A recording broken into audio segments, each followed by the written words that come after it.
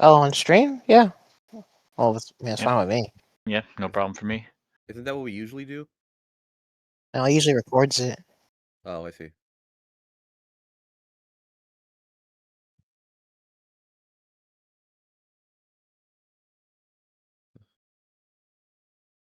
Yeah, I see. better to cover that possibility.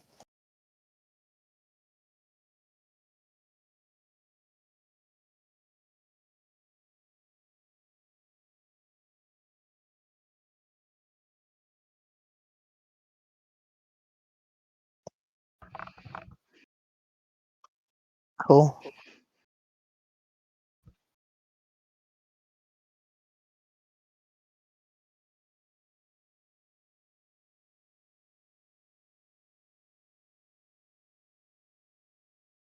Hello. Yo yo. Konnichiwa, howdy, y'all. What's up?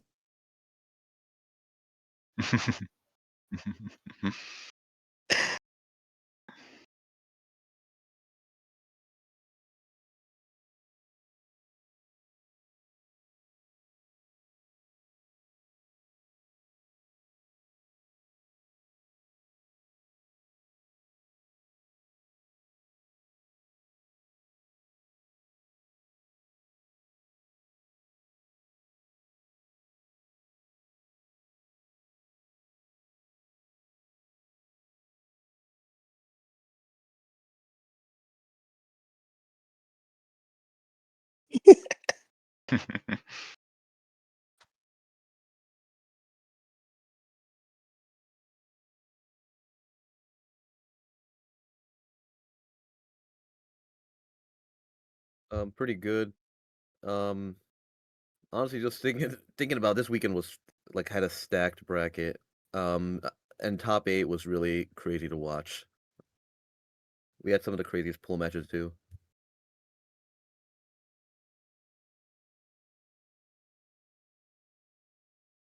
Absolutely. And then even outside of top 8, that makes watching pools and top 16 a ton of fun. Just felt like there was matches I wanted to watch whenever I wasn't playing. So the stacked bracket makes it fun the whole time.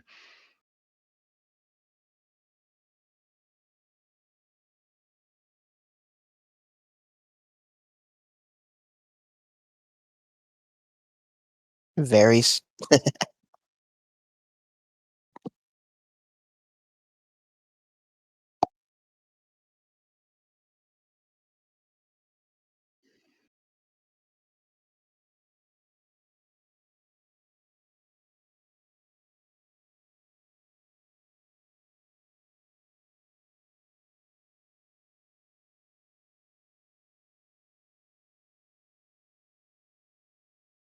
It's a bit quiet, a little bit.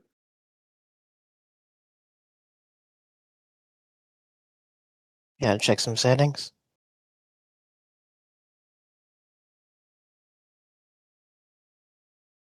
Oh, actually, I just realized if you're live, I'll share your stream and stuff.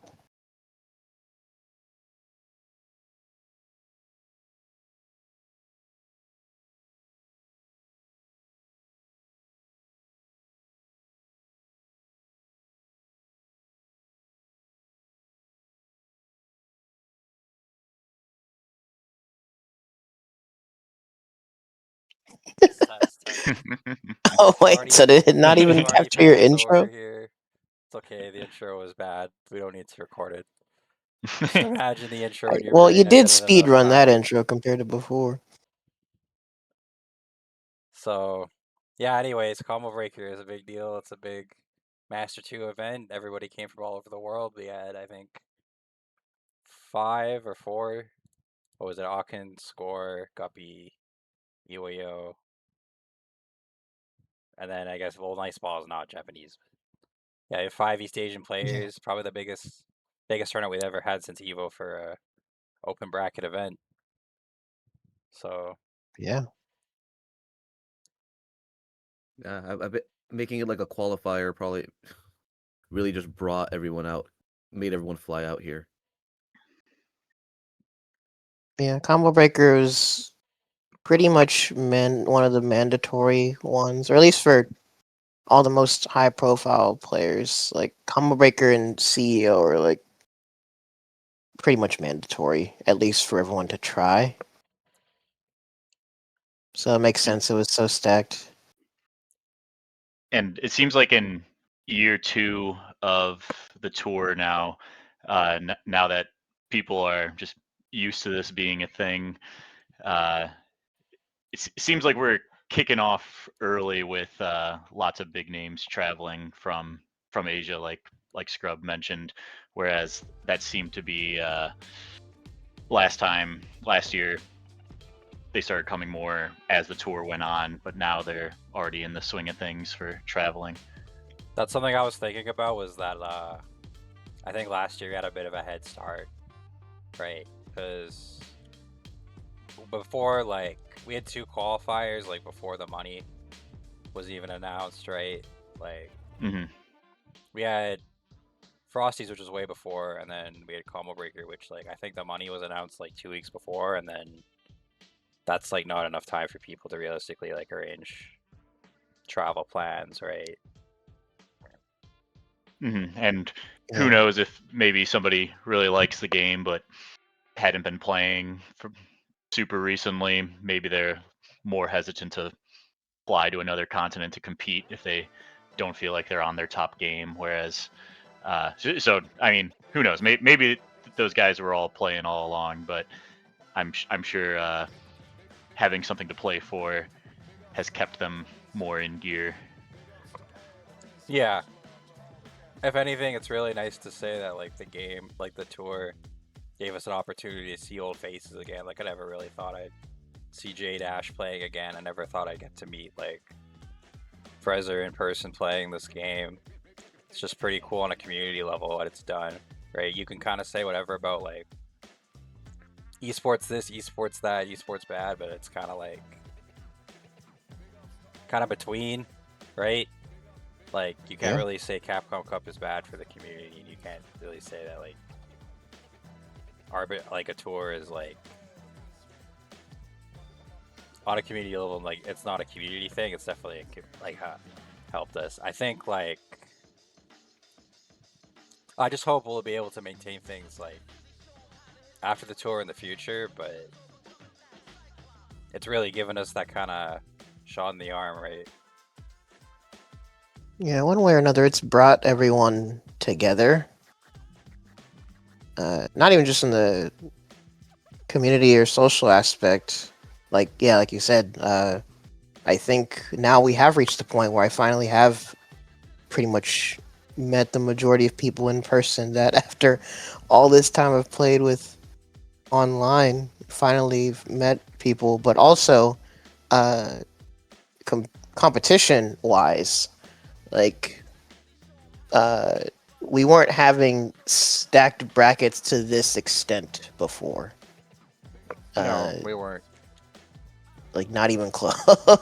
That's one thing And with some like, regions still don't even get that yet. with like my my whole return. It's that like I'm okay with things because you have to look at the context of like the whole era I had, right? Where it was in the context of like America, because like the international players, they weren't really traveling, Yeah. right? And Cypher wasn't traveling, so it's like if you look at that, then it kind of just makes sense, right? Like I'm not calling myself like a fraud or anything, but maybe only a bit of a fraud. Nah, whoever's watching, clip that right now and post it completely out of context. Yeah. But I get what you mean. Yeah. So Thirsties All does have the whole tournament up. I did review the majority of it, so we can discuss the matches if you guys kind of want to get into the nitty gritty of the theory of it, but it kind of looks like we're on a jumpy jumper meta here. This Warden fella, he's a bit of an issue. Warden fella. Well, in fact, yeah, we can get into You some of what? the nerdy aspects of the game because, wait, what? Oh, you cut out like briefly, but you're back. Oh, sorry. Wait, you can still hear me, right? Yeah. Yep. Yeah. And yeah, we could get into it because on the one hand, it has been established before that Samsho is a unique game, and that's just SNK's MO. SNK games are always the weird, quirky games, uh, where there's some fundamental aspects that apply, but you still have to like lightly learn things in a different way. And I think it's become extremely established at this point how important it is to address anti-airing in this game. Uh, Warden being one of the most important characters to like hit that point home, because anti-airing in this game, you can debate like its practicality or the ways to go like to approach it. But anti-airing in this game is kind of unconventional in some aspects. Uh, if you're not picking a character with a DP, you're basically playing around jumps in X, Y, or Z way depending on your character. Like actually, we mentioned in on commentary, the fact that one big subset of anti-airs in this game are low-profile anti-airs. That's not like a that's not even a normal thing. At least from my experience, that's not a normal thing. So that's something that I think we will hopefully see people look into more and like master, or even like start dipping into their bag of counterpicking in the future. Well, I'm just trying to think about like the meta of it because it's like jump is not a reaction testing action, but like, Right? How is it not?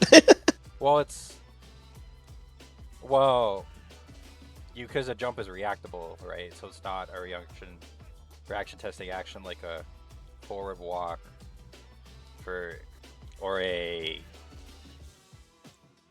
normal or a run stop is. It's not a 15 frame option.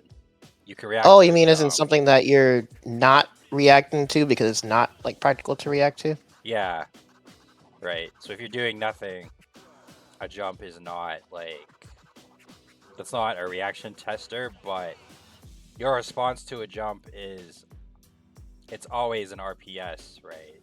You could always fail, and it's just a matter of like using character specific spacing to kind of stack the deck in your favor, right? So like when somebody jumps directly above me and I like bike in JA, that's like one example, right? But it's like people are just creating win conditions from jumping. Like that's how Alkin kind of won Vegas, right? Because he just made people overextend against him. I think that's kind of why like Awayo sort of fared better. Because I feel like in Vegas, like Cypher got really like overextended a lot. But it's like with Awayo, it's like I'm trying to analyze the footage, and he's hovering just under like the unfloat range, right? But he's not establishing. He is right. He's like JAing him, but that's not really an advantage scenario because like Alkin could just JC, right? And he's not really getting an advantage because late jump, because jumps still have like 0 recovery. So if you're trying to like tag the following part of the jump, you're still vulnerable to like a late jump, like a Shizu JB. So you're not in advantage just because you're avoiding the unfloat, right? That's what he would just avoid unfloat and then reset back to like 2D, 2A, and then go back to his plan, but like that's not doing anything, right? He could have tried to blow him up more with like mix up. I think he like against me also, Akun, he probably should have gone in a bit harder. Because a jump is like not a reaction testing action, but a jump like creates a win condition from its own RPS. And now we've had 2 majors where people are just jumping at people and they're just winning. Right?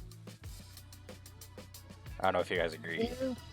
Well, I like half agree. Well, it might be a semantics thing. The reason I would say that it's like both a reaction test and not, because there's like 2 aspects to it. One, there is a reaction check in it, because 1, you still have to react to the jump, but 2, you still have to be able to process and understand the context of what you should do when you see a jump.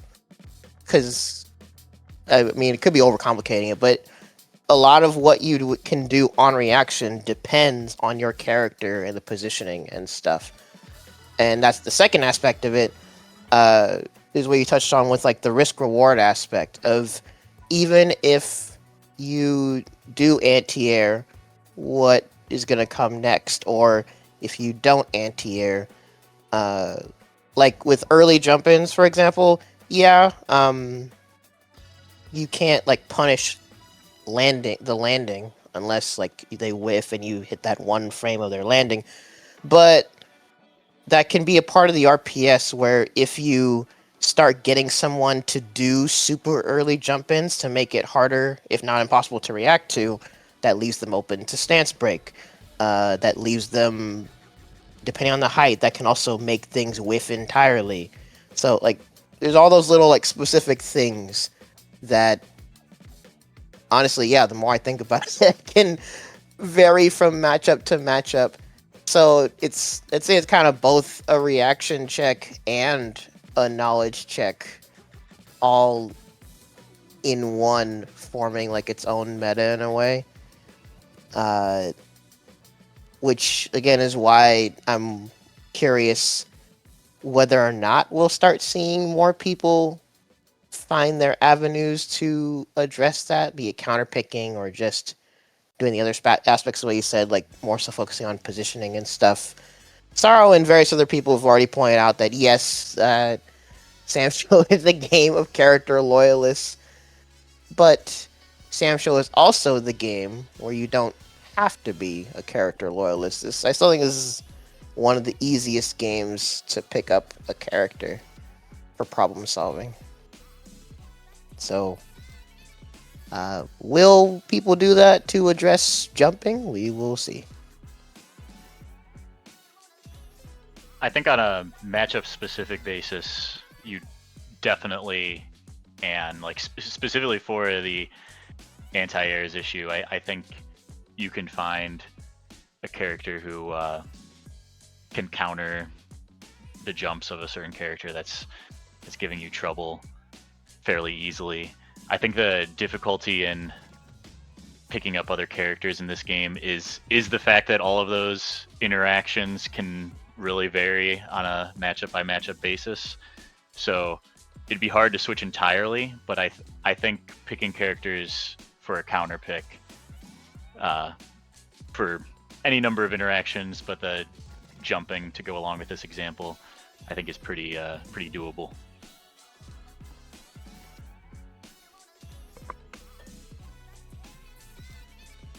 Makes sense.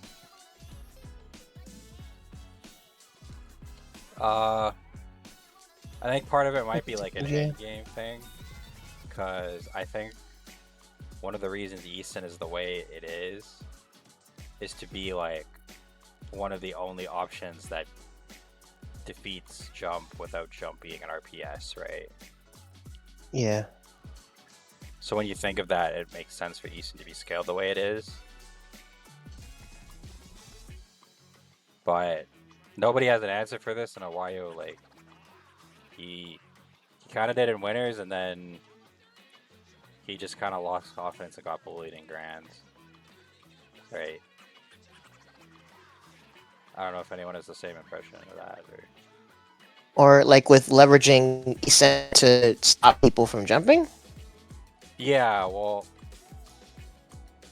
no, I mean, just in general, Awayo, like, he just don't Oh, allow people leveraging to it. stop it. Like,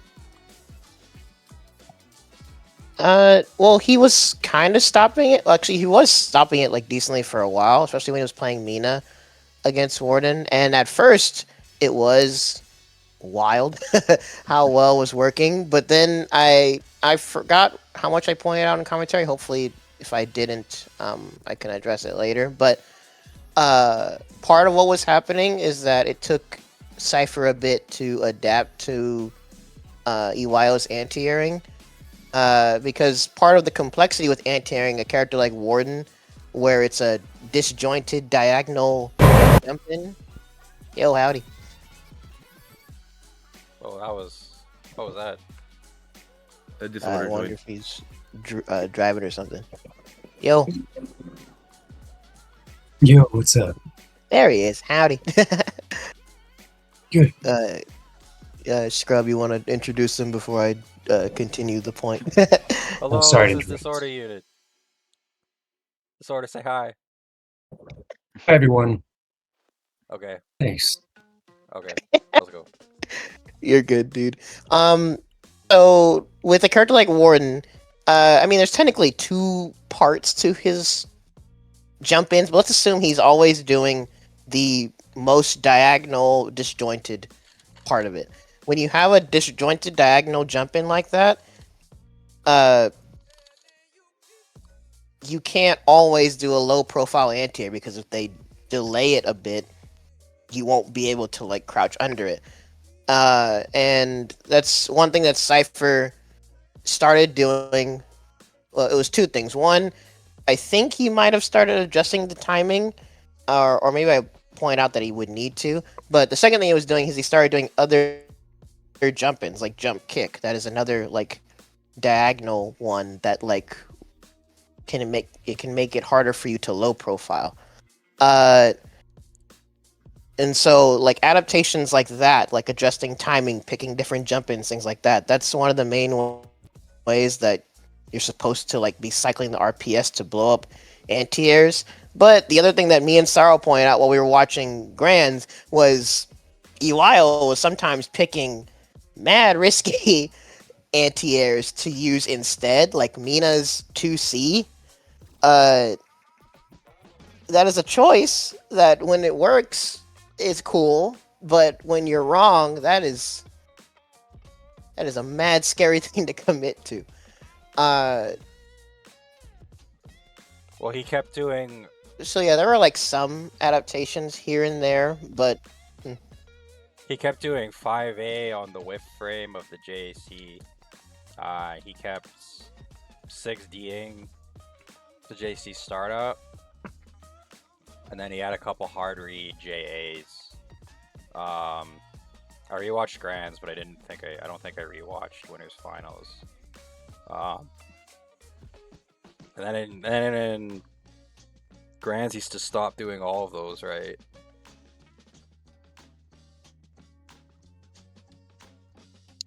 I had to rewatch it. I But yeah, he could was doing it just pull it less. up. Well, that was when he was doing it less, but also was committing to some of the riskier stuff too, like 2C. Which yeah, like that's another aspect of anti-airing is once you start feeling like the risk isn't worth it, you're gonna stop doing it, and then people are gonna jump in for free, and then that the guard damage builds up and all that stuff. Which that's why there are like various other layers that you can try. Again, depends on your character, but for example, like you said, if you have a standing grounded anti-air, or if you have the reaction and the means to just air to air whenever you see a jump, that can be less risky than going for like a crouching anti-air or something that requires an input. And so I wonder if we'll see why work on stuff like that in the future. But I'm glad you brought that up because that is again, it's a part of all the like layers of problem solving anti-airing to consider. So for context disorder, we're just talking about if jumping is just a win condition.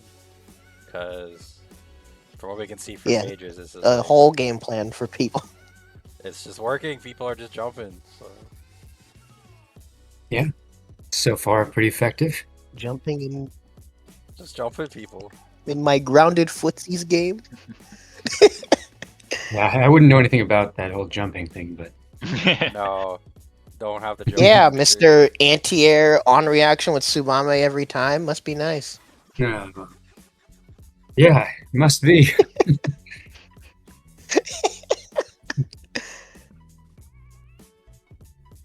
That's also Yeah. why I'm glad Scrub brought up the topic, because like the perspective is obviously going to vary between like characters and people, right? Yeah, that was the story of the day between Cypher's Warden and Iwayo's Mina. And Mina, yeah, did bust out pretty much every anti-air imaginable between 3D and the 2C, and lots of air-to-air, and a lot of stance break as well. It was interesting to see all the Oh, options yeah. used. I hate reaction 66A on the neutral jump. That was pretty impressive. Yeah, pretty impressive. Yeah.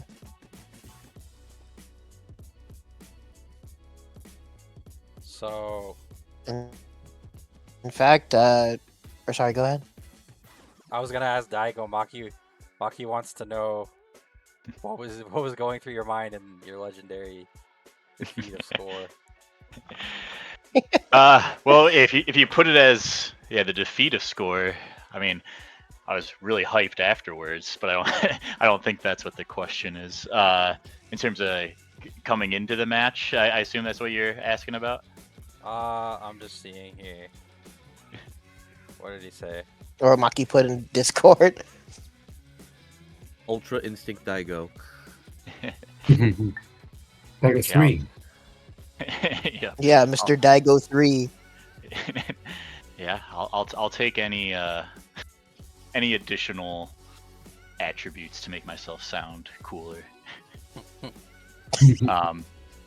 yeah, I guess I was extremely determined to beat him. To be honest, as soon as I saw the bracket, I was just like, all right, like I'm not thinking about what happened, like what my opponents and losers will be if he sends me down. I'm going to figure out how to win this. So I watched his matches from SWC where he played against Kazuki, because that was just the main place that I could find him facing Kazuki specifically as Hibiki. I should add. So that was against Watanabe and Masaton, and was able to get a little bit from that, and just see a little bit of how Score plays in general. So I had a game plan coming in that of some things I was going to look for. Some of those ended up coming in handy, some didn't, but just also I've really gotten a lot better at the Hibiki matchup specifically in the last few months. So that's just one I feel good about. Once for Kazuki specifically, once you get really consistent with the 6-6C running punish, dash punish, I should say, to punish the pink slashes from Hibiki, that really goes a long way. And trying to the one thing that I found that worked pretty well was trying to jump in on him at ranges where his 5B, he doesn't get the close version. So it's the right anti-air for Hibiki in those instances is 2C. And that was something I had seen watching his matches, that I didn't see him ever anti-airing with 2C. So I thought jump in further so he can't just rely on 5B for anti-air. Make sure I'm punishing pink slashes and looking out for him properly, and then outside of that, just kind of doing my usual stuff, and and it worked out. So I was extremely happy. I was over the moon about it. If anything, too happy about it. Didn't focus enough in top 16. Not that I'm making an excuse, but I don't think I kept up the same intensity that you kind of intensity of focus, which is kind of necessary for me. I can lose focus easily, so I like really need to lock in, and I think I wasn't quite as locked in for top 16 as I was for facing Score and to some extent Royal. But at the end of the day, I'm still super happy about how everything went, but always trying to get better. So I'm thinking about the aspects of top 16, my mentality coming into that I can work on as well. What do you think went wrong against Guppy, and what would you change? So I'm the Charlotte matchup. I'm terrible at it. I used to be okay at it, and then Sia started beating me, and the adjustments that I would make to try to do better against Charlotte, if any, have just made me worse. like I'm not even joking. Like I used to play against Charlotte much better, and I've been trying to figure out how to fix it, and I've gotten worse. And I think so. I've watched closely how Cypher played as Kaz against Sia, and he won 2-0. To try to get some things to help me improve, because I had been watching Maceton gameplay. He plays with Guppy on his streams fairly often, and just the way Maceton plays is, even though I get a lot of tech from him, the way he chooses to play neutral is just so much different than me, that I was trying to learn from the way that he engages Charlotte and Guppy, which is just he's just really careful footsies, trying to stick at his max 2B range and not get any closer than that, and anti-airing and reacting to everything that he can. But just that kind of slower footsies is not really how I play, and I think and so trying to replicate that, I think, made me play a lot worse. And but yeah, so in my match against Guppy, that just this time, I kind of came in really focusing on, like, okay, I'm gonna anti-air, and then as soon as he got me with the slide while I was looking for anti-air, I said, all right, I'm gonna look for slide, and then apparently I never looked to anti-air again the rest of the match, and he was really able to get me on the jumps. Yeah, I thought maybe I could get some more deflects and some more 5C to catch. Like one of the things I do in that matchup is, if I think that they're getting the impression that I'm deflecting like crazy, then they're probably gonna go to 5D, and then I can, if that's too short and doesn't make it, then I can catch them with a 5C on my end. And none of that stuff was working, so it wasn't great. But I shouldn't do this, but I kind of accepted my fate once I realized it was going to be Guppy, just because I know how much I've struggled with Charlotte recently. But I think I'm gonna make the adjustments. Not saying if I face Guppy again I'm gonna win, but I think I'm gonna learn from it and make the adjustments I need for the next time I play against a good Charlotte. No good Charlotte, the band. No reference intended there. Lifestyles of the rest of the family. Yeah, it's the real victory, is learning. Yeah, for sure. And like, just to not to be cheesy here, but just for me, it was really to beat Score and Royal. It was really validating for me, just because coming into the game late and just going really hard at it, there's times when I felt like, hope this wasn't all completely pointless. If I put in all this effort, then just go to Vegas Climax and go 0-2, not do all that great at Evo, and didn't really have the offline results that I felt justified the effort that I had put in. Not to say that it's just work. Like, I love the game and love playing it, but it felt really good to be able to beat people, beat opponents like Royal and score where I really feel proud of it and feel like the effort paid off. So even if I don't get any better from here, I'll take it. It was a good feeling. I mean, I think your ceiling's pretty high. You've only been playing for like a year, right? And Yeah. I bought the game when the rollback update came out, but I didn't really start playing for real until maybe like a year and a half ago. now you're an accredited top player from the Yeah, College of Top Players. I'm gonna get like an ID badge or something like that and show it a combo Like breaker. a Sam's Club. Yeah. Excuse me, top player. Hold so, that flex, I get to Use play it. casuals. It sounds like the attitude going into it made a big impact. I liked hearing that. If you, instead of thinking, looking at the bracket and saying, "Oh well, if I beat this guy, lose to this guy, this other guy wins, that other guy wins, then I might fight this guy and that guy," but the mentality of I'm just gonna beat score. Yeah. That's pretty good, I think. Actually, not worried about the rest of it.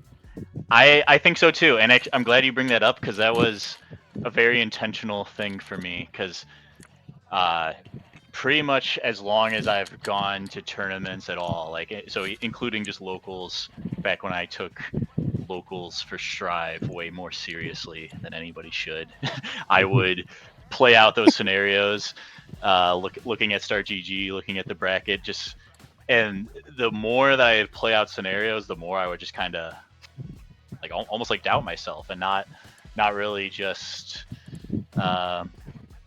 just focus on myself and focus on my own play. I would think too much like, oh, what if I get upset in the first round and then I end up playing this other person who I don't always do well against, playing out those things. It's like, sure, if you're actually going to look into those opponents and prepare for them, maybe there's some help to looking at those scenarios, but I think for the most part, just focus on what's in front of you, which for me at that point in time, I thought pretty likely that I'd win first round and then face score. Just kind of having my mindset being locked in on that, and to some extent Royal. I didn't prepare for Royal the same way, just because we've played together plenty. That it wasn't. It's not that I needed to learn about him, but just kind of having my mentality be, I really wanted to beat the two of them. I think that was a good adjustment for me.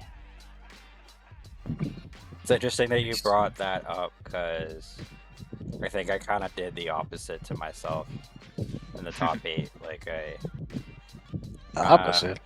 Yeah, I was winning my own head pretty hard, and in a way that I did some stuff in the Cypher match that was just like, it was kind of nonsense. Like, I just killed myself, right? Like, I felt like maybe there's a little bit of merit, but like, if I had logged in harder, I wouldn't have done those things like that 5C.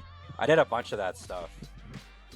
Well, I think that part of it is just like my offense and like not having a good grasp of the risk reward. But Yeah, there were some high risk choices here and there. yeah, but I think I know what I need to do. I think like it was just like getting the jitters out after so long away, and just like the bracket being the level that I was at. But now that I got over this one, right? I think in the future this year it won't be like, but it won't be as hard. But I didn't dig deep like I did at Evo, and that kind of bugs me. So I gotta get that back. I gotta get the will to keep winning, as Steiger would put it. Yeah. I'll write the will to keep Yeah. winning too for you. Yeah. How about that? That helps. What's really funny is I actually read that entire book right before the combo breaker I got top 8 at. Oh, that's cool. Nice. It's a good book. It's pretty small, but like pretty good book. I guess there's Yeah, I something need to read it. It described Yeah, like the fighting game decline, like where between like Third Strike and Street Fighter 4, and how Daigo started playing mahjong. Yo, he's playing mahjong. Nice. Yeah, and he got really good, and it almost went pro. I knew that happened at some point. I didn't know was later down the line than I would have guessed. Yeah, during the decline, the going into the 360 era, kind of. Mm-hmm. Yeah, I Yeah, never that's knew that. so That's funny. interesting. Yeah. Yeah. Mahjong has been in my list of likely FGC retirements. Hit up Inazuma. Between he that and loves card it. games, I'll see what I pick. Oh, does he still play it? Yeah, I believe so. Nice.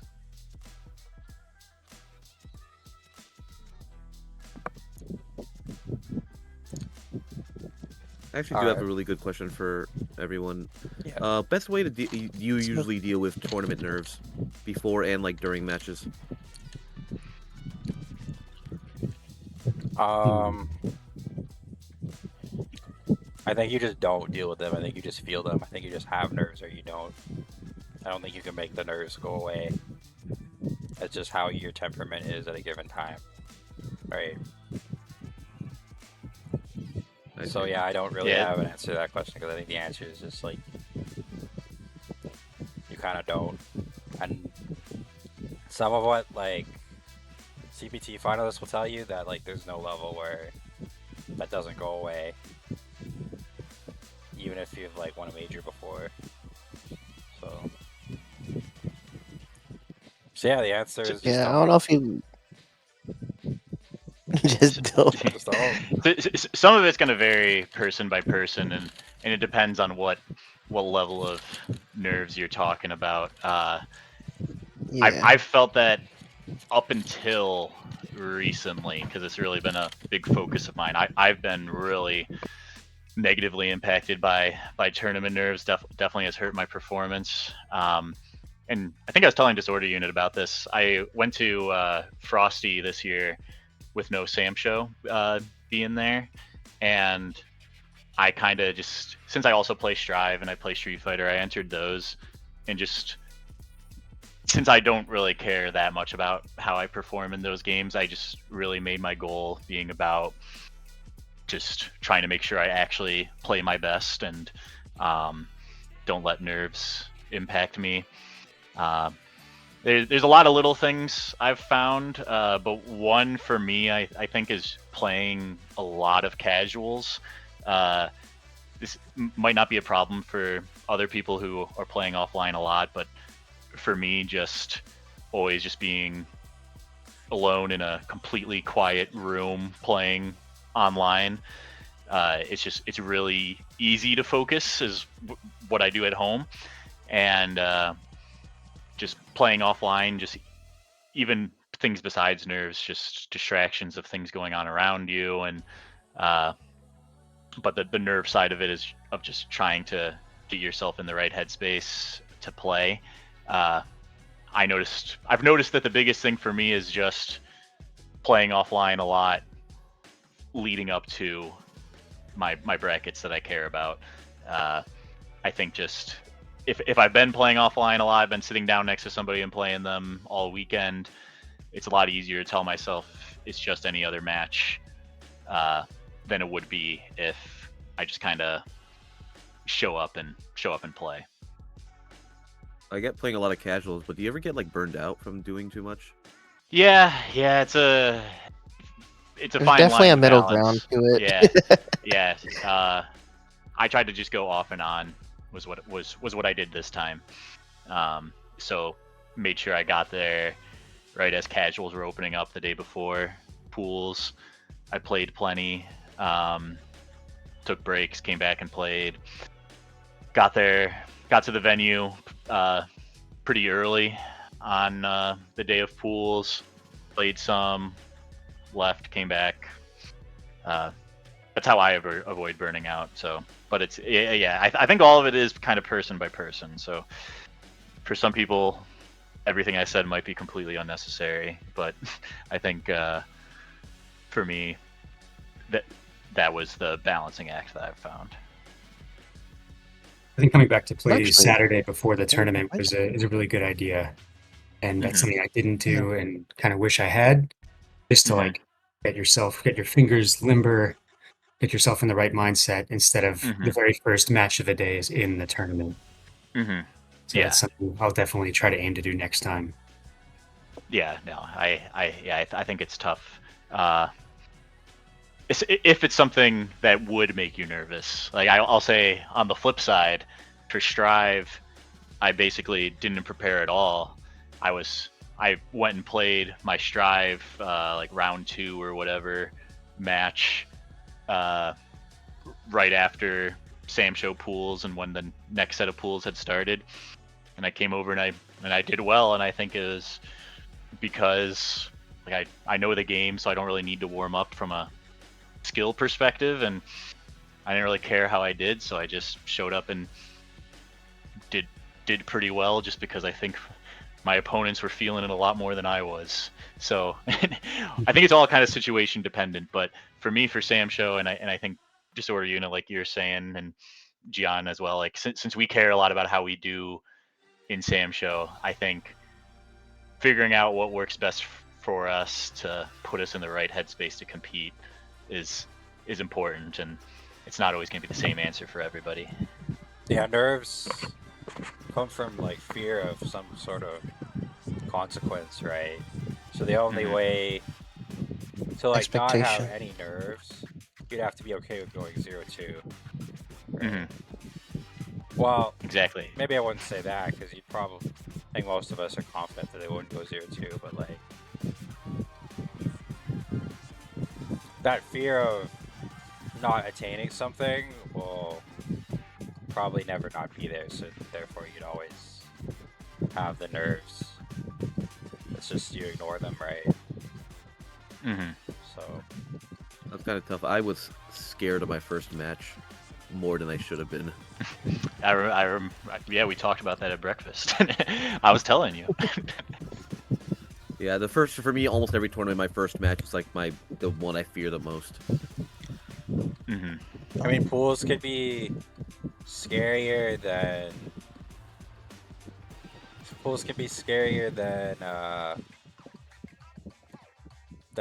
Like the later later matches parts. because you could be playing strong unseeded players, right?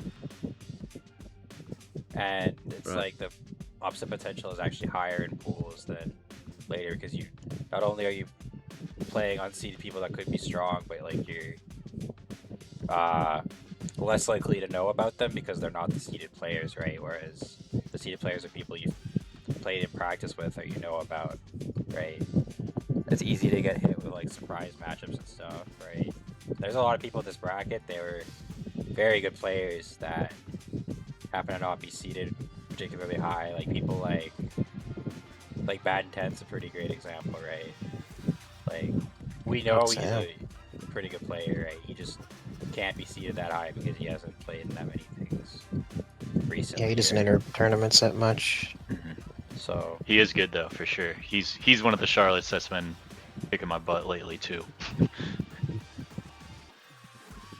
He's one of the best players to play with in terms of like dealing with patience and actually like having to think about how to open someone up. He's really good. Hmm.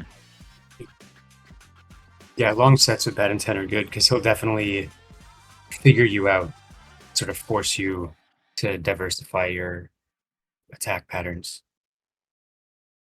yeah, I was playing him. We did a first to 10, and we got up to 9-1, and he was starting to adapt, and I thought I should keep going, but like it was a first to 10, so I got to 10. I didn't keep going, but it was definitely like starting to become harder to like open them up, right?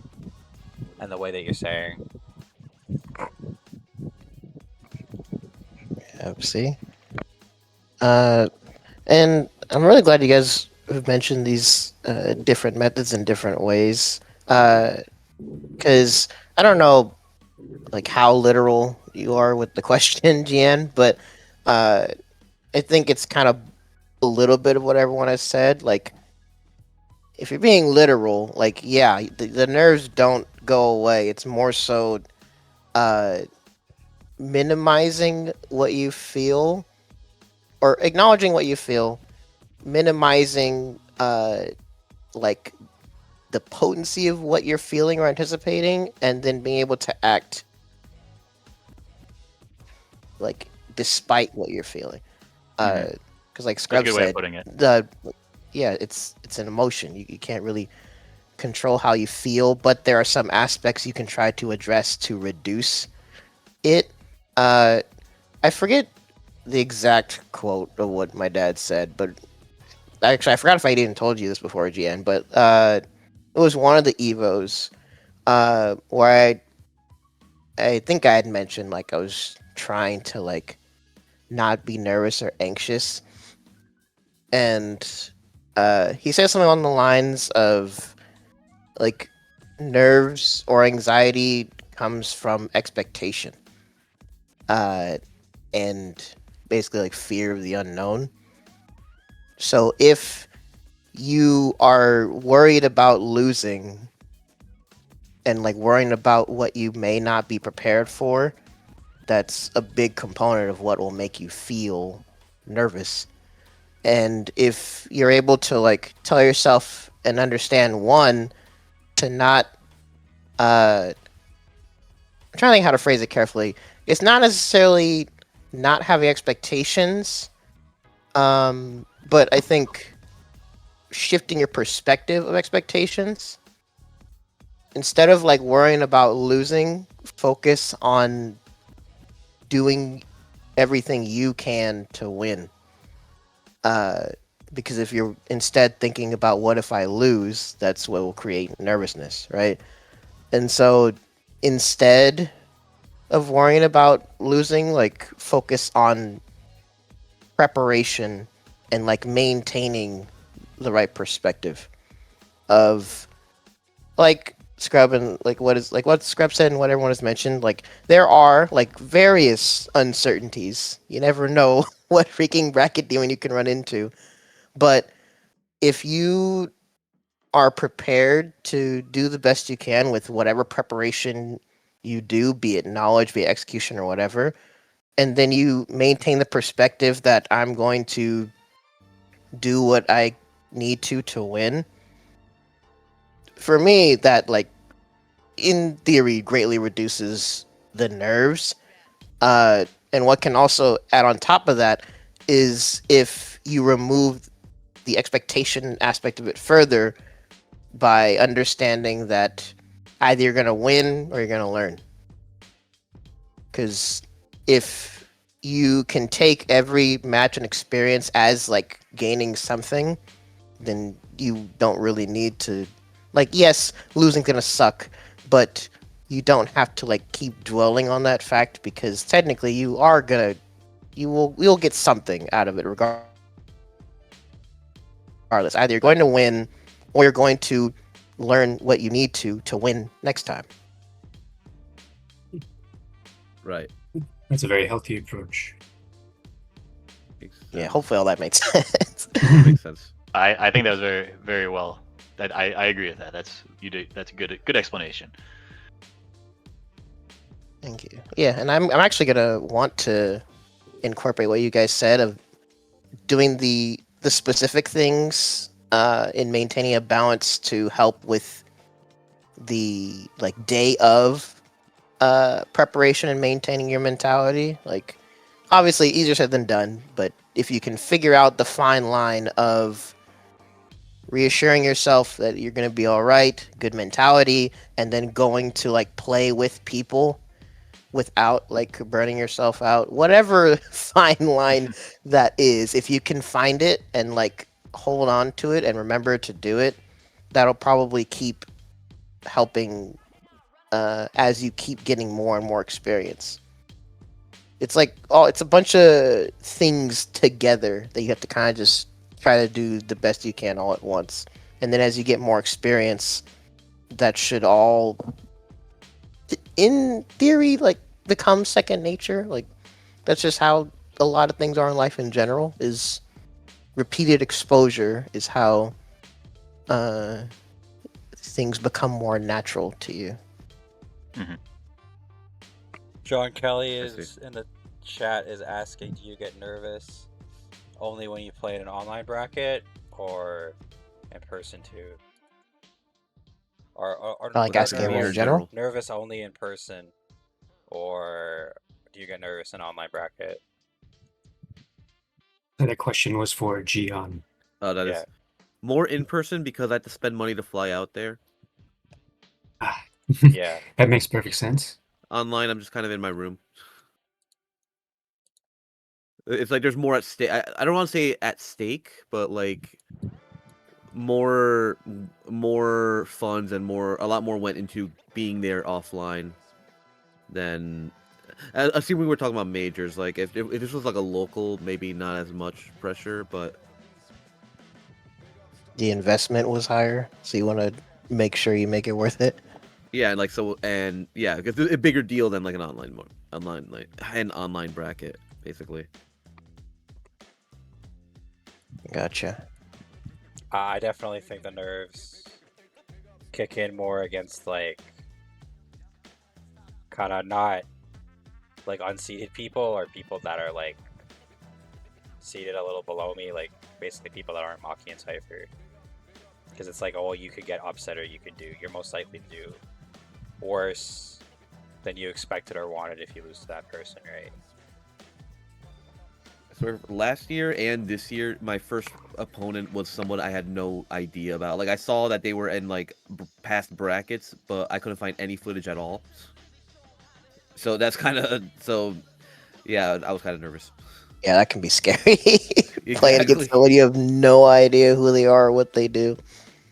And that's where that goes back to just the general aspect of being prepared to do the best you can.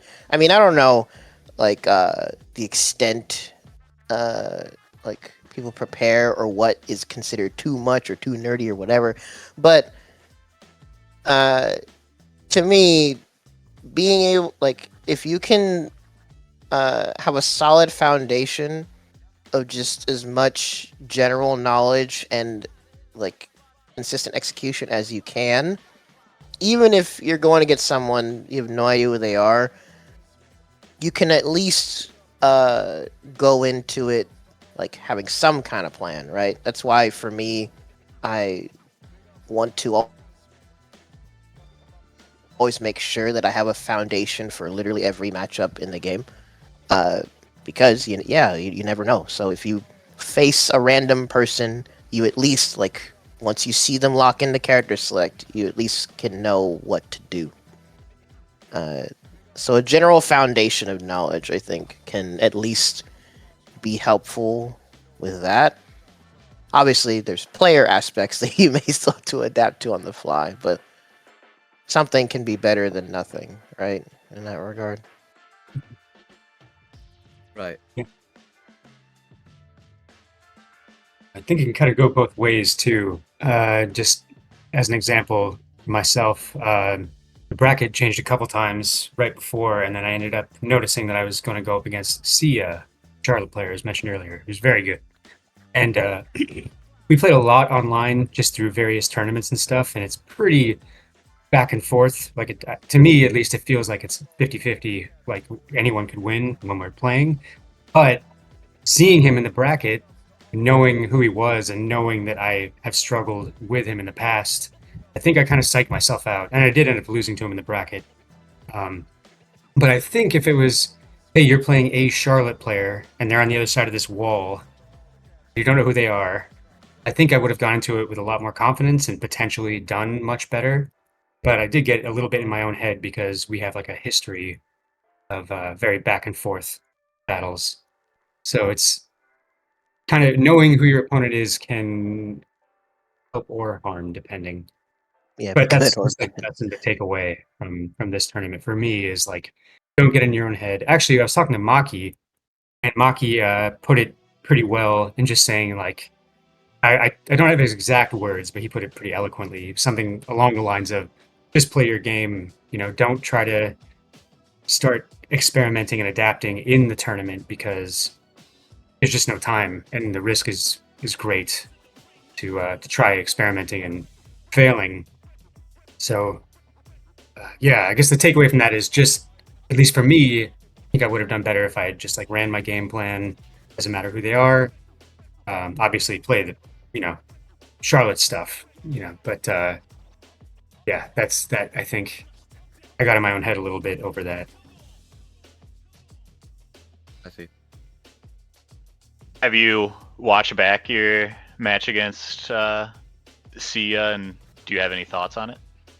Yeah, I did watch it back. It just came down to, unsurprisingly, just not enough patience.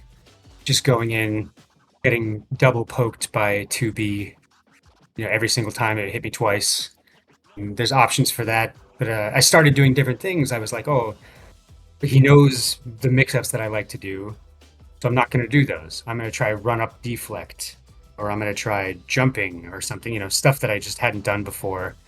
And with mixed results, like some of it worked a little bit. Most of the time I was just taking damage while trying to implement like brand new ideas, and just not having the patience that I usually am able to have when I'm sitting in my room by myself playing the game. Yeah, just I guess in that regard, that's when tournaments, and for tournament nerves, like I admittedly didn't really feel any tournament nerves, but I think they were there just below the surface. I didn't feel jittery or didn't feel anxious, but obviously I was playing different than usual. A little bit different. I'm not saying that I would have won because could have gone either way, but I do think I could have done a little better if I had just stuck to the plan. Like, yeah, he's seen some of my mix-ups before, but that doesn't prevent them from being mix-ups. Like they still do that. Mm-hmm. Yeah, that makes sense. Sia's really good too, so Yeah. I personally wouldn't be. Losing 2-0 to him is something that would happen to me pretty easily. So I think that's nothing to be ashamed of. No, that's okay. I don't mind it. It's just a mentality thing because of our long history of extremely close fights. Yeah.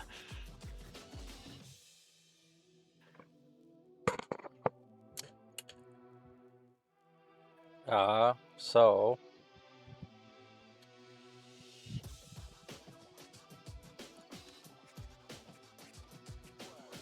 Yeah, on that note, Sia actually ended up being eliminated by score right at the end there.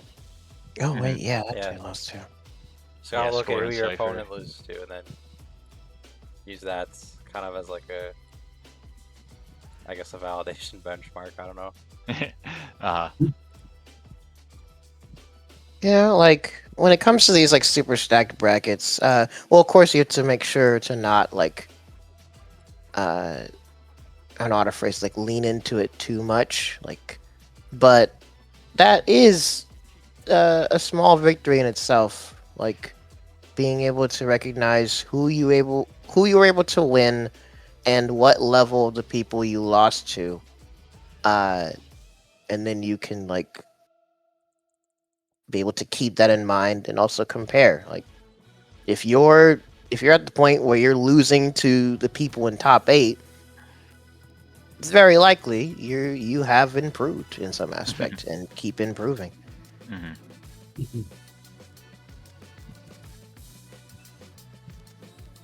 So maybe another thing to keep in mind, especially this freaking year, as we have more and more of these tourneys that, and in fact, honestly, for better or worse, that's probably going to be the case for everything. Well, I should say mostly everything. No offense to certain brackets. Most of these brackets, they're gonna be incredibly stacked. So hopefully, no one, including myself, don't let it get in your head for how you perform, and just be able to keep learning from whatever happens. Or you just get incredibly lucky seeding. I don't know. I'd say that the game, that's a pretty good point in the sense that the level of competition this year is insane. I mean, there have only been a few qualifiers so far, and every single one of them has had pretty incredible bracket in terms of strong players.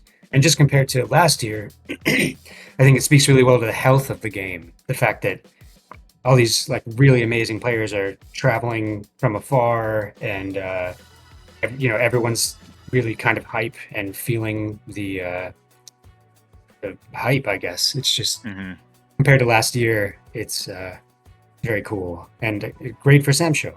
Go Samsho! Yeah, They're playing absolutely. more than ever. Yeah, it's like unheard of, even for a game games with way more support to have this much level of competition and success and meta development. It's like a kind of a dream come true. It's like the little game that could really. Yeah. Yeah, credit to you guys. I got to just hop in once the tournament scene got strong for the game. But credit to you guys for keeping it going when you didn't have that support from SNK and just being what kept the game alive. Credit to you guys. Do what we can. Thank you. Shoutouts to Thrusty and Kelly, of course. Oh yeah, They absolutely. do an amazing job. They do a lot. Genuinely carrying the scene. Yeah. Yeah, we wouldn't. Oh man. Those guys are lifting for 5 people, really. Yeah. Yeah, setting new lifting records.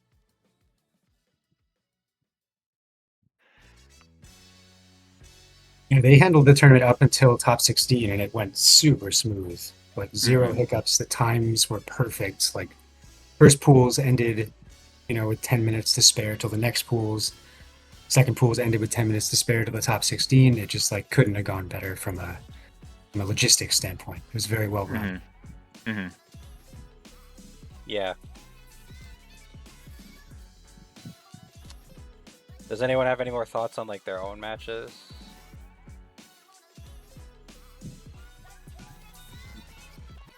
Probably have to do an actual analysis stream because I've watched over stuff, and there's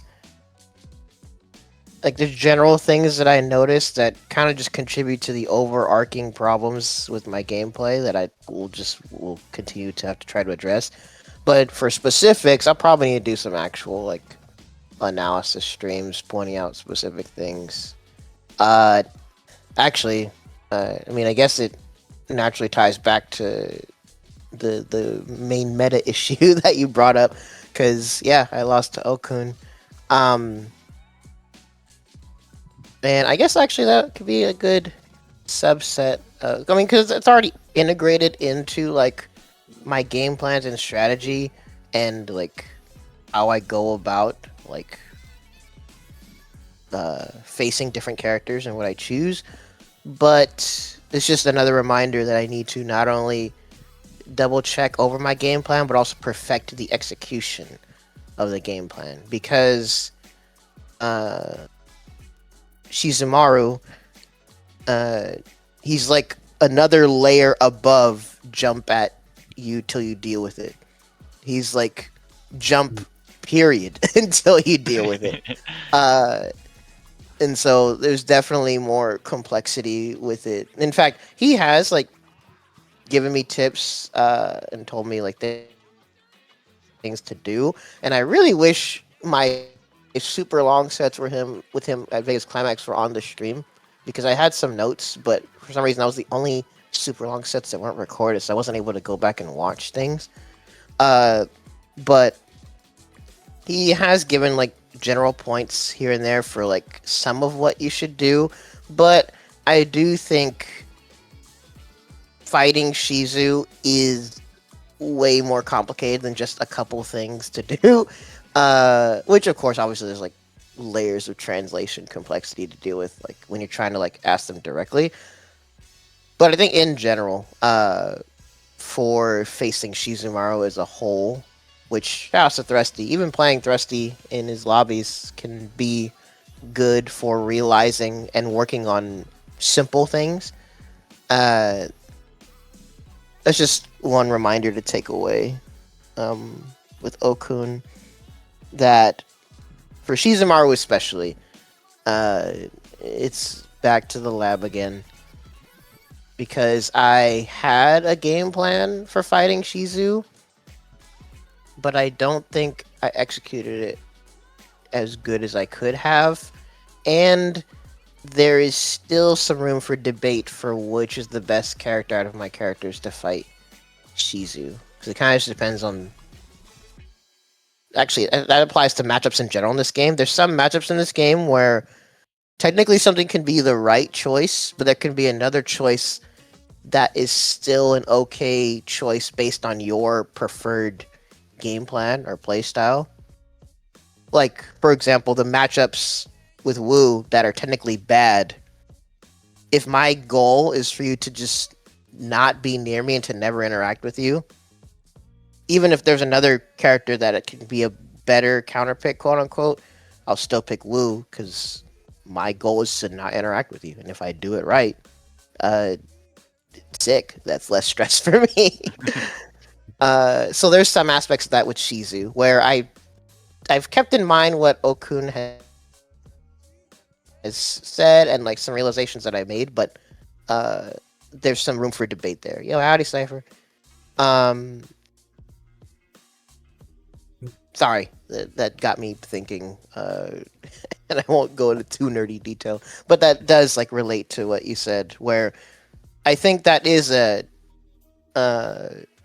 part. Actually really is part of the meta at this point that will have to be addressed.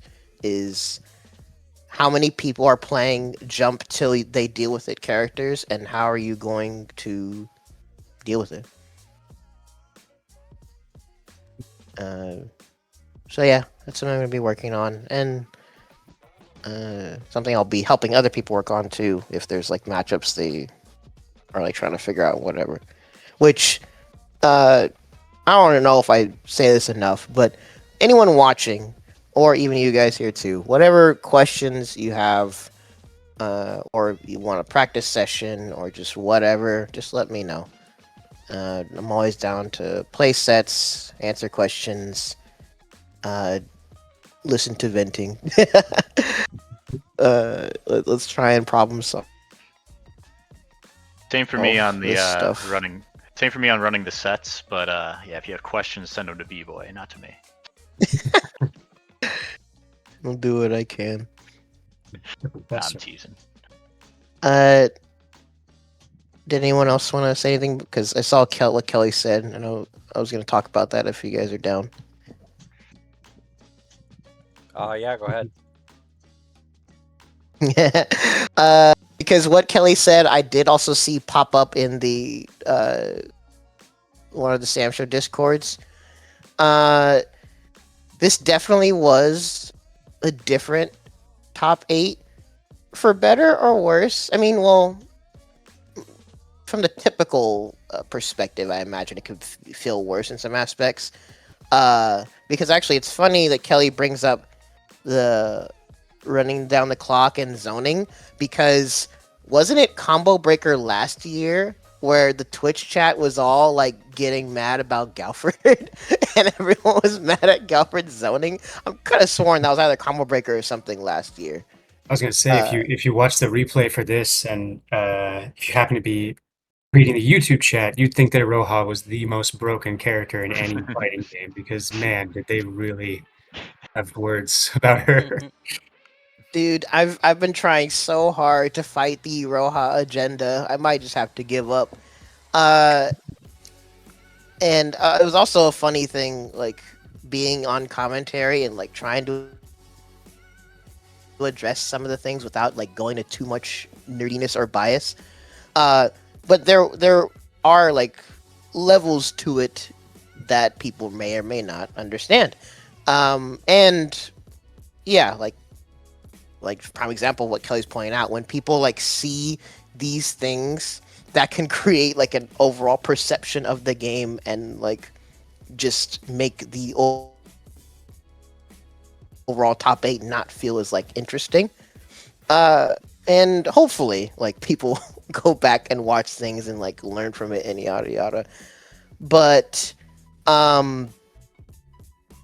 is that something to like address? I don't know, because we do actually, yeah, like you mentioned, we have players that naturally are more on the aggressive and like active side. It could be a funny like poll to do, or I don't know if it would be bad, but I feel like if we did some kind of poll for Samsho matches, when it comes to people that are the most entertaining, it probably would be like Nice Ball, Scrub, and Cypher like at the top. Maybe Tao, even Tao and Royal like tied somewhere in there. Those are all the names that come to mind when like I think of the quote unquote like most entertaining people. Actually, because we straight up mentioned it on commentary, because Bullet Will brought up Tao and Royal Psycho, how those two are like two of the most entertaining people to watch. I think in this case, actually, Niceball was the villain since he was Playing playing Hiroha. super. That's like a pretty I would've- atypical way to play it, Roja, as well. Not Is it Yeah. that was rooting Yeah. for him the whole time? Atypical. no, Well, no. No, well, Crane Gang. In fact, I was trying to not be biased on commentary, but at the same time, like it's a hard thing to have to manage without being biased. Because on the one hand, like obviously, I love seeing Iroha, and I love super lame, methodical play. But at the same time, if there are things to address that people may not understand, you got to find the balance of, are people trying to hear all this right now? Because even like all the stuff like Nice Ball chucking 20 fireballs back to back like that, one, that's bad. You're feeding your opponent meter. Two, he was only able to do that because Maki was so close and blocking every single one. The moment you avoid a fireball, she has to wait until that fireball's gone to like throw another one. So that's why you're supposed to mix up instant blocking, mix up jumping, dodging. But again, that's like nerdy stuff that I don't know people are trying to hear in the moment, but is important to learn from later on. I'm think it's taking a- notes on that right now, literally. Well, I Yeah, we'll thought see. There. I never let it go past me. I always just instant block. the second But the round. matchup's so easy that it doesn't matter for Kazuki. But I thought the still. second Yeah, round. Sorry for interrupting, Scrub. My bad. Yeah, no problem. I thought he did a really good job of like using space gains from the slower fireballs, right? Like he was pushing Maki back like quite a lot. I didn't really see that in the first game. I don't think the confidence was really there in the same way, but he didn't just sit back and only shoot, right? He like Yeah, it He was would- good adaptation later on. he would shoot like on the expectation of a run in or mix up timing to bait a jump. But the mind game is that once you establish heavy feather, then you can start gaining space, and then once she's in, she actually has some pretty decent mix of tools. Right. But yeah, it's a little more intricate than just pew pew pew. Yeah, and that's what I mean, where like obviously from a casual like spectator perspective, you may like see that and get your initial impression. And so like I don't know if this is something actually you guys can like answer this. I don't know if this is something that people like try to actually address. Would any of you describe yourselves as like crowd pleaser players? Do any of you like, be it from impatience or whatever, do any of you like adjust your play style to like not be boring? or do you just play the video game? Definitely the latter for me. Yeah, Well, I don't care about what people think. Like I do whatever I need to win. Like kind of reminds me of our Iroha mirrors. It's constant timeouts. I freaking love it. Yeah. Yeah, I'll say that. I think as a player, I was like thoroughly entertained. Like, I was not bored. I don't care. I don't mind timeouts. I don't mind. If it's a good match, it's a good match. Time is just another win condition. But I think also it illustrates a bit of a difference between the Eastern and Western playstyle, to oversimplify it a little bit. But if you notice, the top 8 had 4 Japanese players and Nice Ball, and then 3 North American players. So we were outnumbered. But the Japanese players definitely have a more conservative style, taking less risks, like a lot more patient and a lot more, kind of staying on opposite sides and deciding who's going to make the first move, as opposed to North American players who I think tend overall to be a little more aggressive, a little more rush down and taking bigger risks for bigger damage. But the fact that the top 8 was there's a lot of Japanese players and Nice Ball playing a very zony Iroha, I think that may have been why it felt a little slower as an observer, because there was just less risk taking overall, which is pretty smart in a game where you can lose half your life very easily for one misstep. Yeah. I personally don't get I enjoy projectile wars, so Nice Ball wasn't. I enjoyed the whole thing, but Nice Ball, that stuff's not boring for me. But I do feel like just Owayu specifically and Okun to some extent, like from my experience at SWC playing with everybody, I felt like the two of them are some of the furthest extent of make you overextend and punish you for it. So it may not be quite as extreme in future tournaments with some of the other Eastern players, but I agree with your categorization there, Disorder Unit, of the Eastern versus Western styles. That was my single biggest takeaway from playing with everybody at SWC, was that felt like they were playing the game totally different from us. Yeah, in fact, I think even as far back as Evo, like, I forget who specifically had brought it up, but I feel like that realization was starting to be mentioned. Is that, yeah, like, obviously it's not 100% true all the time. There can be like variances and stuff, but I think that is a pretty solid like categorization that the play styles between eastern and western parts of the globe are, for the most part, inherently different, aside from like the moment to moment things of like impatience or explosive decisions. Mm-hmm. Ideally, you should be good at moving back and forth between the two playstyles and adapting on the fly. But like Disorder Unit said, in a game like this, well, actually, it's kind of true to both sides, because Samsho kind of is the game where you can be rewarded for doing something stupid, or you can die.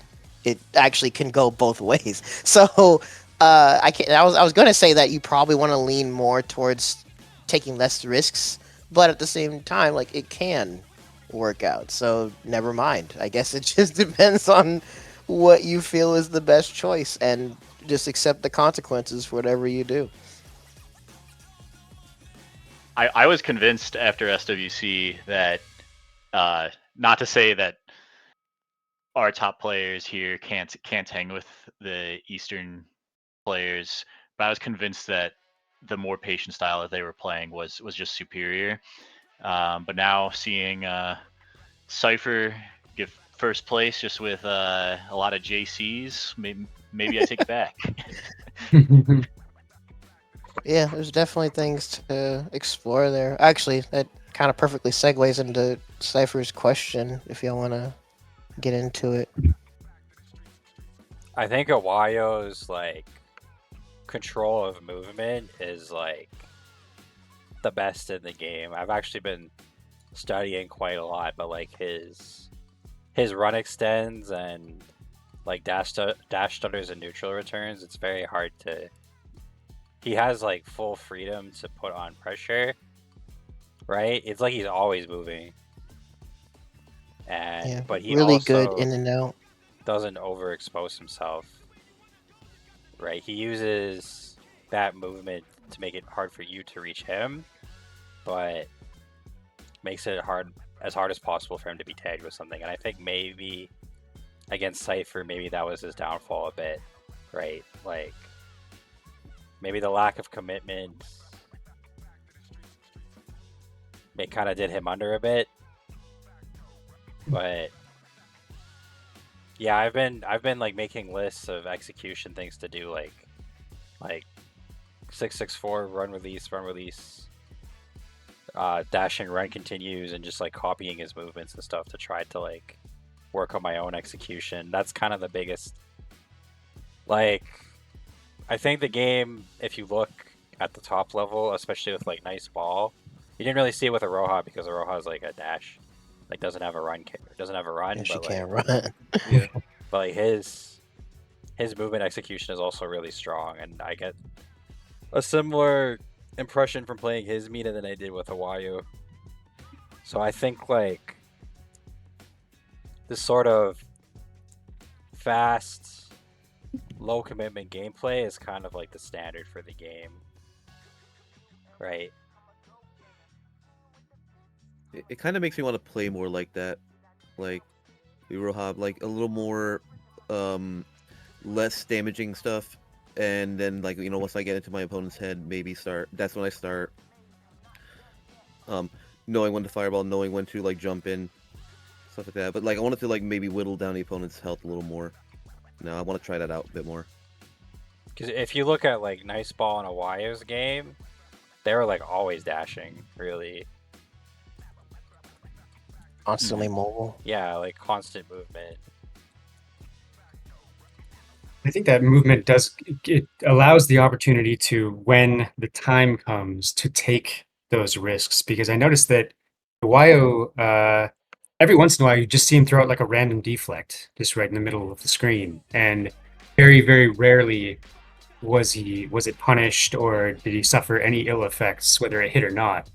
And I think that is like an allowance provided by the fact that his movement is so good and catching him is so hard that when the opportunity arises, he can take risks like seemingly random deflect mid screen and not have to worry too much about the downsides.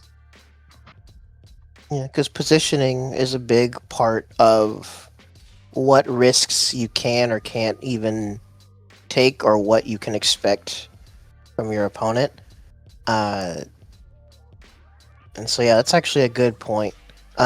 Which, to tie it into what Cypher was saying, that could be one thing that we can improve on to I don't know how else to get on their level, I guess, is just being more conscious of neutral and of the choices you're making. Because actually that is one thing that I noticed in my long sets in Vegas Climax with Guppy, Okun, and Rance, was that even though they overall play more conservative, they're not immune to impatience. Which ironically, I realized playing Iroha, was that if you can kind of match their level of not overcommitting, but also staying mobile and maintaining good positioning to address whatever they want to address, eventually I won't like say like a guarantee, but eventually they're likely to commit to something to like figure out what to do against you. So I think that is something that could be helpful, like for all of us to improve, is working on being more mindful how what you're going to do and how you're going to get the opponent to deal with you, rather than just hard committing to just stuff you want to do and like not considering the risks of it. And there can be a bunch of intricacies in that, like with matchups and stuff, but just the general fundamental aspect of considering your risks and your positioning would be a good start. I think that's just a good basic thing to work on, right? Yeah, positional awareness. It seems like Okun and Iwayo are just very, very aware of exactly, like if I'm in this position on the screen, then I don't have to worry about XYZ or anything for that matter. So just having that awareness to put yourself in a place where your risks are minimized, basically. Yeah. And sorry, actually, the thing you brought up about EYO deflex did remind me of something that I actually have been trying to integrate more, and it feels like it's actually helping a lot. So I want to mention it because it might like help others. Is leveraging the possibility of deflect just outside of the range of what you may expect from someone, because deflect is actually a massive hitbox. It's actually like pretty far out from yourself. So a big thing that I've been doing in like poke heavy matchups like Charlotte, Jubei, it's harder to do against Baiken, but it's something that you can keep in mind with like all the time Scrub does 6-6A, is trying to maintain positioning like just outside of people's poke range, and then that's where you do deflect, because even if you whiff, you're still far enough to where if they were to poke you, it would connect, but if like they do nothing, you're still far away enough to where they may not even be able to punish you.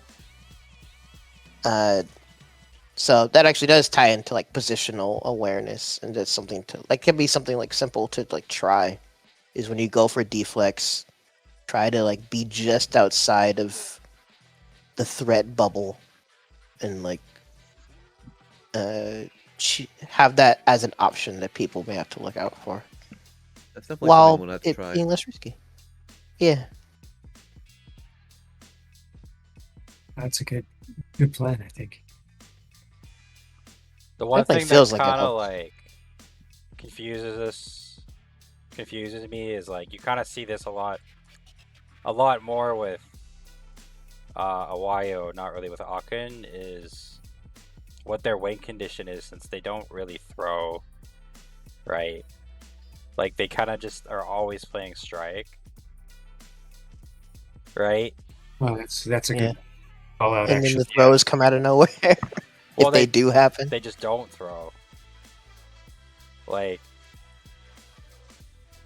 I'm thinking more about like the risk reward, and it's like you kind of want to go for there's like tick throw junctions, right? Like when somebody run stops, that's one of the best ones, or when like someone lands from a neutral jump, or when you block a point blank 2D, where it's like this is like a tick throw like scenario, where it's like and the strike throw, it's like a 50-50 guess between a throw or not, right? Yeah, the indicators for that possibility. Yeah. So I'm thinking like the idea in the meta is to position them for that and then go for strike or throw. Strike kind of with the goal of like guard crush build, or to push the corner, or to play the space trap game, but that's kind of like they still just don't go for it, right? So it's like, how are you opening people up other than like making them expose themselves, right? Yeah. It's like, I don't know why. Maybe it's just a matter of like we're going for it too early, and they have a better handle of when to bite the bullet on it. Mhm. Because I Yeah, think The- I think the theoretically, aspects of. Or sorry, go ahead. Oh theoretically, yeah, oh yeah. Sorry, go ahead. sorry, you'd want them in the corner because that's when backdash becomes like raw punishable with strike, right? Since with the True. one frame airborne to hit out of dash startup, it's like you need a run commit, right? So the idea is to use pushback pressure to get them into the corner. When then you can go for. Then the throw becomes a lot more attractive for that reason. But maybe they know something we don't. Because I think, yeah, that's something that's like killing me and killing Cypher is like because if you're always like doing mid screen throw RPS, then you're always like vulnerable to like your own 6-6A run commits because it's like you need a run throw RPS to achieve a neutral run throw, right? And you can't do that without like making yourself very unsafe. So maybe that's just the level of risk reward that they understand that we don't. But that's kind of something that's been puzzling me, how they just like don't really throw, right? I think it might come from Japan in general because not only do they not throw much at all, but they're also like impossible to throw. Yeah, It that's has what a I lot was to do gonna with say. mobility. Okay, Yeah. cool. Yeah. The way they like what I think you've brought up, Disordian, or maybe we all have about the movement, the fact that like Owayu and Okun were just constantly moving. It's particularly when you're threatening, they're moving, and it seems like yeah they're just almost impossible to throw, and so I think that their meta then has made their offense be what Scrub has been describing, that if it's so hard to throw people, then you kind of just have to keep going for strike, and the safe way to do that is to do these smaller damage, quick chips, not committing too hard to anything. Yeah. In fact, well, to answer part of what you asked, Scrub, I think that's especially highlighted in what Iwayo does with his Shiki. It's like 90% like surprise strike. He is chipping away at you with 6-6A or yo, howdy. Howdy. Sorry. Yeah, it's Rusty. A majority of how outside of Oki, a majority of how Iwayo is getting his damage with Shiki is chipping away at you with all of these stray hits and then staying constantly mobile to where he's going to like get away from your retaliation. Like 6-6A backdash, 6-6D, maybe a poke, like 2D, 5A to like stop you from trying to dash in. Actually, that happened with Iwayo and Okun. There was one of the rounds where Okun kept trying to like run up, like dash and grab him like 5 times, and he just kept getting hit by pokes over and over again. And so part of that, like, yeah, part of it is mobility to just constantly take out that part of the equation.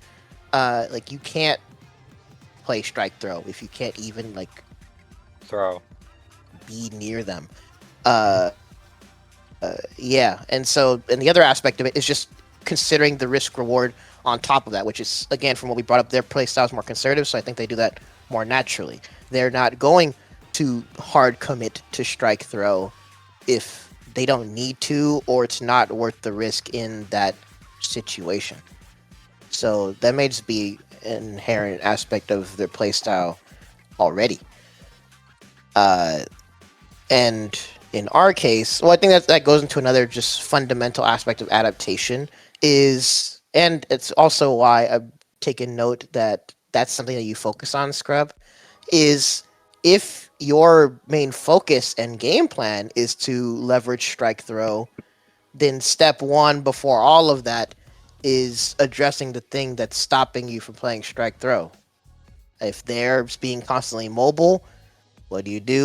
You you stop them from freaking moving, and then you can actually like enact that game plan. So actually, that makes a lot of sense why your focus is pushing to the corner to like remove that aspect of mobility. And I guess another example, if that's not like your main game plan, like pushing to the corner, another example to address it would be zoning. If someone's being constantly mobile, like yes, there's the aspect of like feeding them meter and whatnot, but if you're able to cycle the different layers of using the threat of zoning to potentially catch a backdash, catch a jump, stuff like that, then that forces them to have to change what they're doing. And then now you're in an RPS cycle of adaptation, and you do your game plan from there. So I guess it depends on like your game plan and your character and your focus of game plan, I guess.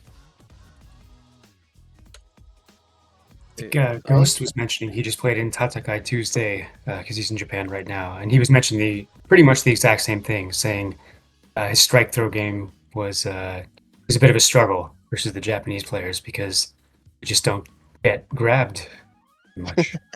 Mm-hmm. I think the corner is the answer. So backdash is 27 frames for most characters, right? Like total duration? Yeah. Yeah, so that's like Something like that. So that's not really like reaction punishable. Well, it is reaction punishable with like a close medium. Yeah, it depends. Kind of hard. Yeah, but it's more a matter of like preemptive strike, right? I think that is the key. Yeah. Well, that's a whole other layer of problem solving is preemptive decisions versus reactionary decisions. Because I think I brought it up in a stream or something, because that's why a big focus of mine is punishes, like reactionary punishes, because when you do something reactionary, you're reducing risk. I mean, outside of like crazy execution requirements, doing something on reaction is inherently less risky than doing something preemptive, because you are doing something based off of what you see and you know it's the correct choice, compared to preemptive callouts. That is like you making a guess to address something that may or may not happen. Which also, like, well, I mean, do you guys like consider those aspects in like various interactions? Like, are you trying to make preemptive decisions? Or are you like trying to play reactionary? Like, what do you guys normally default to when it comes to stuff like this? I just press things because my reactions are shit. So yeah, So preemptive. yeah. Mm. To react, you have Yeah. to be like looking for something specific, right? So you really have to like contextualize, right? But if you're not gonna react to like a run throw, right, you're kind of just not gonna react. So I don't think you should try to react to things that you're not, I wouldn't say comfortable, but you're not like aware of. Like if the stack is too high, I don't think there's that much shame in just like kind of pressing buttons, right? Yeah, there's a layer of practicality with it. Like you can't feasibly react to everything all the time. So like, yeah, preemptive decisions are inherently a part of what you inevitably need to do. So that's why I was wondering what you guys default to, or whether or not you do consider what you can maybe feasibly react to, like with practice. Yeah, I think it's a little bit also character or strategy specific. Because like I like to play reactively. That was how I would prefer to play, but I find that I am more successful when I play proactively. So kind of I usually start trying to react to everything, and then at some point, once you get the knockdown with Ukyo, the idea is to start being very proactive, and that Roll tends to the be dice. more success. Yeah, exactly. You have to take risks in order to like maintain your momentum. So sort of a back and forth. I'm sure there are certain characters are going to benefit from a more reactive style, and certain characters are going to benefit from a more proactive style. But I mean, I'll always gas up your reactionary Tsubames. thanks. Freaking anti-air Tsubame is freaking insane, man.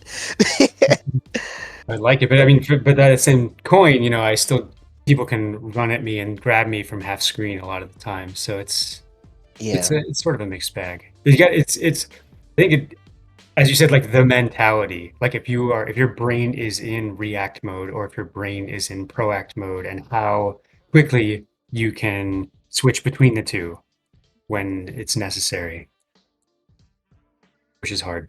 Hmm. Sorry, coming in so late, you guys. yeah, howdy, no worries. Hey. So, Hey. You. Sorry, really quickly. I do actually need to head out to go to work right now. Oh, So frick. That's fine. Yeah, no, I just, gentlemen, I enjoyed this. This was great. I'm glad I got to come out here. I do really need to leave though. Yeah. Oh, Yeah, it's Sorry, great to Toasty, I know meet you just got here. Sorry. should have stopped me from yapping. I'm sorry. No No, problem. I All just, good. All good. all right. Thank you for Anyways, joining have us, a good one, John. everybody. Have a great night, Enjoy Great the to meet you, podcast. Combo Breaker Gian. Yep. Yeah, of course. Nice seeing all of you again. It was fun. Yeah, we'll it was play good in times. practice more soon. Of course. All right, I gotta head out. Laters. Peace. So I'm also running out of time. Not immediate, but I probably have about 10 minutes before I gotta hop in my raid Discord. Okay. Gotcha. So I was listening to you guys talking about reaction and stuff like that.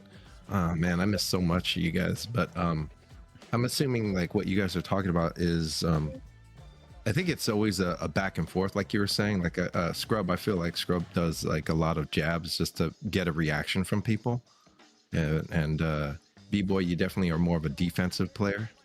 The way I feel like you play, you know, it's Yeah. like you wait for somebody to do something, but there's nothing wrong with it. I mean, it is a matter of a balance because of it's like when sometimes you gotta push the action if somebody doesn't, and then once you start pushing the action, then all of a sudden, you know, obviously you can change to being defensive because now they think you're going offensive, you know, because they're going to react to that. But I don't know, I didn't get the whole beginning, but like, yeah, I definitely feel like I could see like in the chat that the Japanese players are definitely a lot more patient. But it's not to say that if some people, like I feel like Cypher plays very aggressive, if anything, you know, Very from Mexico. Yeah. But Yeah. like that's like overwhelming somebody. You know, if you don't give anybody the chance to comprehend what's happening to them, it kind of is a bad thing too, like on them. You know, because Yeah. if you sit there waiting too long, then you're just overwhelmed. It's the same thing like in boxing and MMA. Somebody could be reactive, but if you just rush them and they can't stand the first 10 seconds of your slaughter, once you get them in the corner, then they're just kind of out of it. It's just you've hit them already, and then they don't know what to do. So it really I'm is actually glad definitely you brought about that up. that. Yeah, because that does go into like situational awareness sort of things where, like you said, the moment you do recognize an opportunity where if someone is playing, actually that does go back to what we said about players that are really good to play against. Like we mentioned bad intent, but I think bad intent, Sia, and Disorder Unit. Funny enough, all the Charlottes are three of like my favorite people to practice against because that's the kind of thing where they are playing more defensive and more reactionary. So then you're forced to figure out, okay, what can I do to open them up? And like some players' playstyles, they may naturally already be good at that. Just rush at you to where you don't even get the chance to like react to anything or address anything. And that's probably part of why like I naturally struggle against players like Scrub and Cypher. Because I mean it's a constant across all games that people have like pointed out that because of my play style, something that people always default to do against me, no matter the game, even in freaking Under Night. So many people will always try round start, run up, throw at least once Yeah. against me because everyone knows like I'm playing more reactionary, and that's a good situation awareness thing. If you notice your opponent is playing that way, then you got to think of what explosive option can you do to like overwhelm somebody, and then do the layers of adaptation from there. Yeah. There's nothing bad about, the way you play. Obviously, it's just styles and depending on what character it is, so. And you've obviously made Wu like one of the best characters, look like one of the best characters in the game. When people see, they're like, and I was watching your fights and the pools, you probably just made people that don't really pay attention to the game really go, God dang, what am I supposed to do? Like, 'cause it just looks like pointless. You put a trap behind somebody, you push them into it, they're like, well, because of their thinking reaction, right? But you're sitting there, you just hit them back into it, and then you just all of a sudden half their life is gone just because of you pushed them into the puddle. But it's just of course character awareness, but still. Yeah, that's in fact what Kelly mentioned in chat. That is another big part of it. Aside from like situational awareness, like a baseline of knowledge of the characters and like the game system is important, because I'm glad you mentioned Wu, because that is I don't want to discredit myself entirely, but that is half of what happens in bracket, is just surprising people with my play style and setups. Because if you don't do what Scrub and Cypher do and just run at Wu, you give her the opportunity to set up these things, and then you have to acknowledge, okay, the trap's here. What the frick do I do? Oh, wait, I'm going to approach. Oh, dang, I got pushed into it. So, yeah, if you don't give the opportunity for any of that to happen in the first place, that can make you have a much easier time. Yeah. Yeah. So awareness of stuff like that is also important too. Yeah, like everybody thinks like it's the same thing with Sogetsu, Sogetsu with the bubble, people get pushed into it all the time, and they just don't because they don't know. It's just weird, it's an obstacle in the way. But once you know, you just don't let them set up, and to a certain extent, Yeah. But yeah. On Wake Up, those characters get to set the pace of like where they want to put their traps, So that's why hopefully I see it. people by now realize how good freaking Sogetsu is. Sogetsu's set play actually is insane. Like there's layers to it, but at the same time, if you're like at a good enough level to like add a lot of risk to what people do, it's scary stuff. I agree. I think he's a little underrated, and I actually was kind of hoping we would see some of Nice Ball's Sogetsu during the bracket, but he was pretty committed to Iroha. Hard committed to Iroha. I'm Yeah, genuinely surprised. Yep. I think he played one time with Sogetsu, but then he went back to Iroha. He was straight Wait a Iroha, minute. yeah. Am I the only one he played Sogetsu against? I'm not, right? Did he play Sogetsu against anybody else besides me? I think in top 16 and up, he was fully committed. I didn't see him pick anyone but Iroha, unless I missed it. Nice, but what the frick, man? Yeah. Oh yeah, my I think God. he did just use them against you. Gosh dang Yeah. it. Oh, that's crazy. We talk a little bit about the reactiveness too, because so I ended up being eliminated by Royal Psycho, and the day before we played a really long set. It was the last set I played before we left the venue, and I was hyper focused on defense. Like if Poppy comes, I'm gonna hit 3D. I'm gonna try to reflect every single plasma blade, but I had no plan whatsoever for offense. So I sat there defending decently, but still taking little hits here and there, and was so focused on just defending against Galford's options that I hardly ever went in and hardly was able to really deal any damage. So yeah, I think it's important to have both sides of it. Yeah. that's a pretty hard matchup just in general for Ukyo. Well, Ghost always says that. I definitely Yeah, think it is. Ghost definitely does always say that. He Yeah. did have him play Cypher even at the SWC, the after party.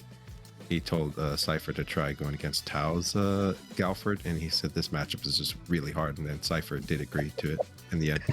He said, "Yeah, it's hard. It's hard to get in."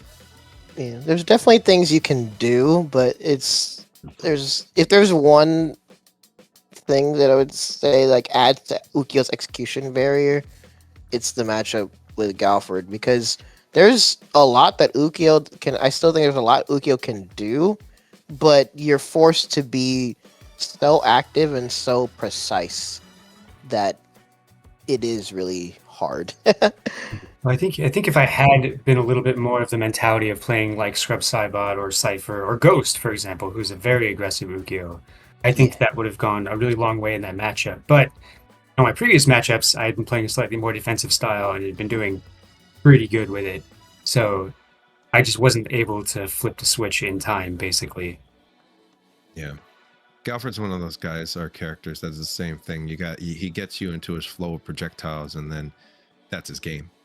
And if you let that happen, you're stuck in, just defending Poppy and Plasma Blades all day and run up throw. Zoning war, try to get in. Yeah. Yeah, but to answer the wake up jump or wake up backdash, I definitely could have been doing a lot more Oki, Tsubame, just that kind of stuff. But I wasn't. In my head, I'm like, I need to defend. I need to not get hit by Poppy. I need to not get hit by Plasma Blade. So, very much a mentality thing. Yeah. So I'm guessing I'll be working on just the adaptation aspect of being able to like flip the switch. Yep, that's on my action items. Okay. Yeah, hopefully that addresses the point. And also, what Kelly was saying. Oh wait, Kelly also did point out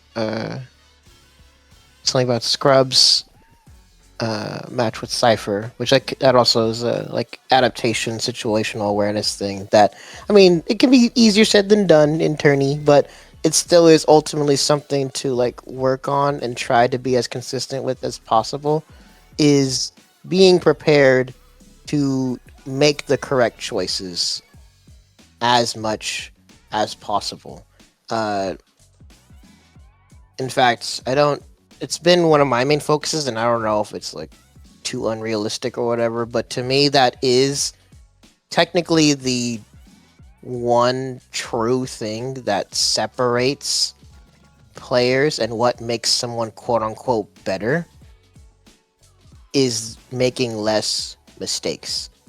The more objectively correct decisions you make, the more you are likely to win, right? I think that is a concept that does make sense. So, naturally, that would mean that it would be really important to make your decision making and your execution as like flawless as possible. Because, like Kelly said, if there is an answer that you need to be doing, like anti-air with bike and 6P, and then you're not doing it, then that just opens you up to more and more situations that you could have avoided, right? Just an aside, I like that everyone calls it 6P, even though that's the Guilty Gear notation. Yeah. Even You the guys say crowd. A here, right? Yeah. Like, yes. Did you notice that, Scrub? I don't know if you guys said that earlier, but like, I felt like you were anti-airing with Biken's 6A, the reality.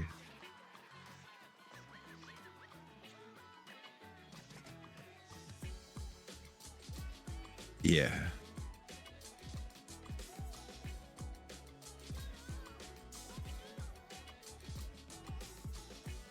Yeah. You can't contest that. Yeah.